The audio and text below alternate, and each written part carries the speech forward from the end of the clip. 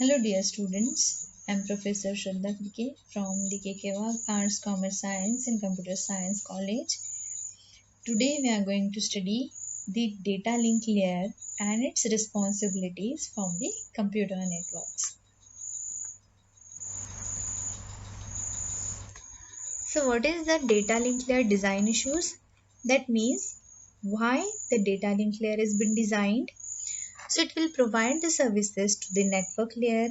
Again, the main basic task of data link layer is framing and error control and the flow control.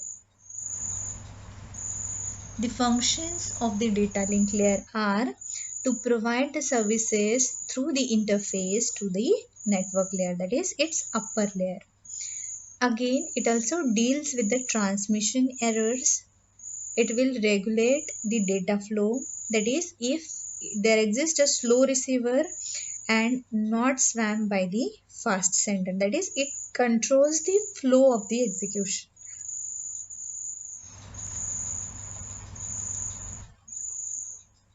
Again, the relationships between packet and frames, how it is defined.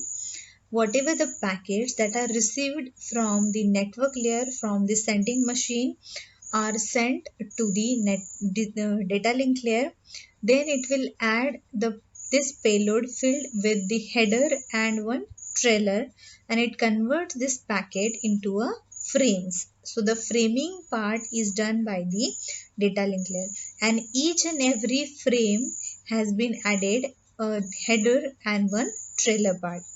In the same way, at the receiving machine, the data link layer reads this header and trailer, and it will pass on these frames into a packets, and it will be received from the network layer of the receiving machine. There exist three types of services that are provided by the network to the network layer by the data link layer are the unacknowledged connection-less services, then the acknowledged connection-less services, and the acknowledged connection-oriented services. So what are the unacknowledged connection-less services? This will lose the losses are being taken care of the higher layers. Then it is used on reliable medium such as the coax cables or the optical fiber cables, whereas the error rate is very low, and it is appropriate for the voice where the delay is worse than the bad data. So it is used at the unacknowledged connectionless services. Then comes the acknowledged connectionless services. Although these services are connectionless, but they are acknowledged with the acknowledgements. So it is useful on unreliable mediums like wireless media.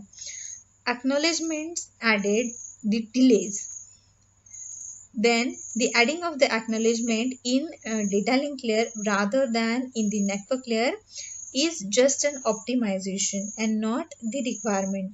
So the leaving it for the network layer is an insufficient, as a large messages or the packet has to be sent in that case. So it is a contrast to the smaller frames here in the data link layer. So on the reliable channels like fiber optics, the overhead associated with the acknowledgement is not justified. The third type of services are acknowledged connection oriented services. These are more reliable services that will be guaranteed the service, like each frame will be sent, indeed it will be received.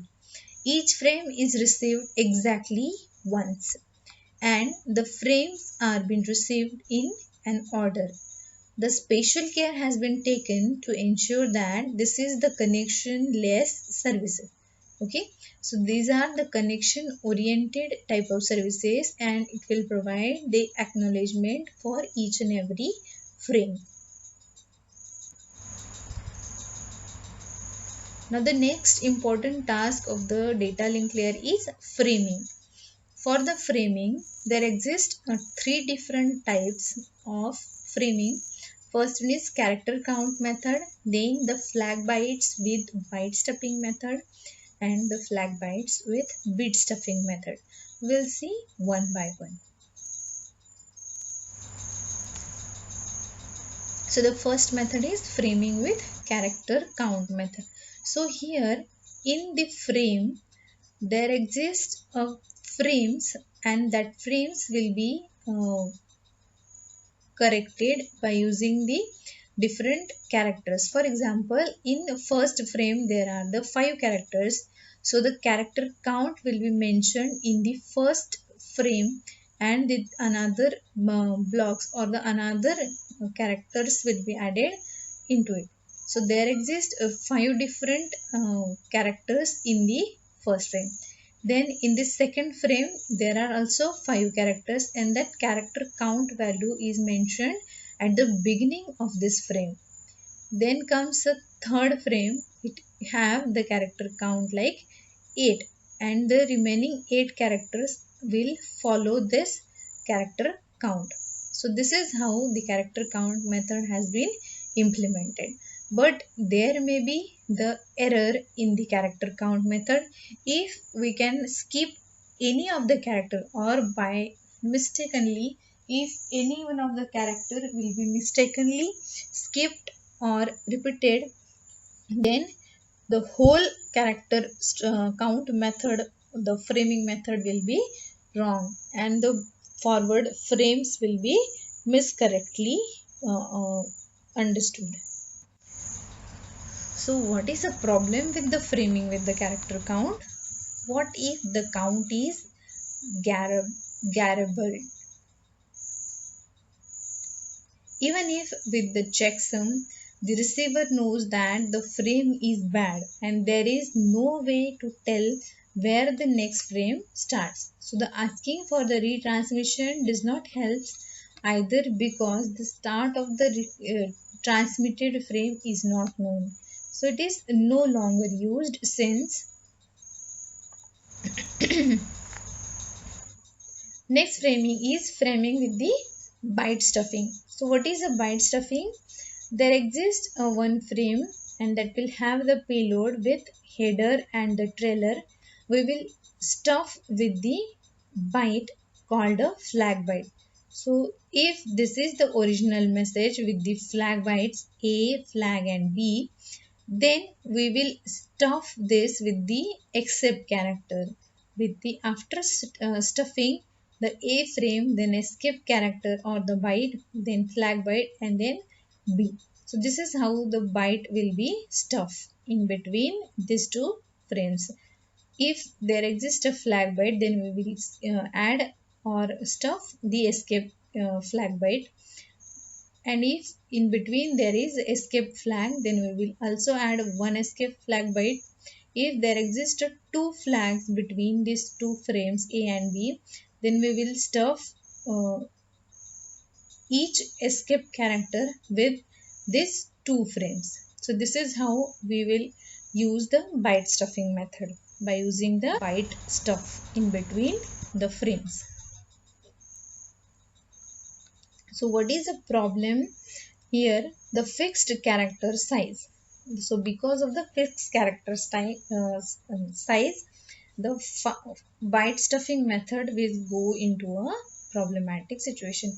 Assume that the character size to be the 8 bytes, but it cannot handle the heterogeneous environment. Okay, so due to this problem, the byte stuffing also uh, goes into a problematic. Then comes a framing with the bit stuffing. So what is a bit stuffing? Either using or either stuffing the whole byte, we can stuff a one bit. So after consecutive 5 ones, we will stuff with 10 bit value. So the stuff bits are here mentioned. After the consecutive 5 ones, we will stuff 10 in between these 5 bits. So bit stuffing will have the original data in this frame. Then after the byte stuff the data as they appear on the line mentioned here, and the data as they are stored in the receiver's memory after destuffing will be same this way. So the bit stuffing method is used with the stuffing the 0 bits after 5 consecutive 1. Now the next task of the data link layer is the error control. So what is an error control? It will use the either positive or negative feedback for the error controls, or it can use the timers also. What happens when a frame completely vanishes? Then the receiver neither sends a positive acknowledgement or negative acknowledgement. So what to do at that time? So that time the timers are come with the help. If it may result a frame being sent more than a once and received more than once, so the timers will be used. So for this the solution is assign a sequence numbers to the frames. So using the sequence number we can identify the frame to be transmitted and to be retransmitted.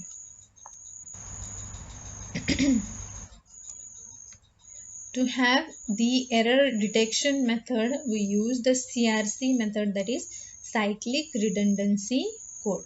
In the cyclic redundancy code, consider a message capital M, which is a string of bits that is corresponds to the polynomial that is denoted by the M of X. That is the polynomial M of X. Message R small r is check bits, that is the polynomial of capital R X. It will be the degree of your polynomial. The transmitted bits are M plus R. So this is original message M plus R bits, that is a degree of your polynomial. So this will have the transmitted message T of X equals to M of X plus R of X. So there exists one generator polynomial called G of X. R will be the check bits are computed so that when the G of X will divide the T of X, the remainder is 0.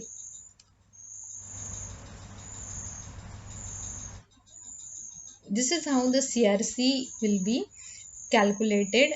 This is the calculation of the polynomial code checksum. Here we have this frame.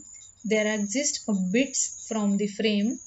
Here there is a generator polynomial coefficients, and if there exists a generator polynomial, then the number of the number of bits from the generator minus 1. This number of zeros will be added into this frame, that is your M of X, and using this we will divide it by the generator polynomial. So this message is divided by the generator polynomial by using modulo 2 division, and whatever the remainder we will have, the transmitted frame will be calculated as your original message plus your reminder. So the T of X will be the transmitted frame will be M of X plus R of X, that is your original message plus your reminder value. So after at the receiving end, the receiver will again divide the polynomial corresponding to the receiving bits by the G of X, that is your generator polynomial, and it will accept if and only if the remainder is 0. Now let's consider E of X will denote the polynomial corresponding to your error bit, and then the receiver will receive that T of X is equal to T of X plus E of X. So the G of X will divide the T dash of X if and only if it divides E of X. So this is how we can detect the errors from the using the CRC codes. Well, thank you so much. Whatever we have seen in today's lecture of the data link layer, I hope you all have understood. Thank you.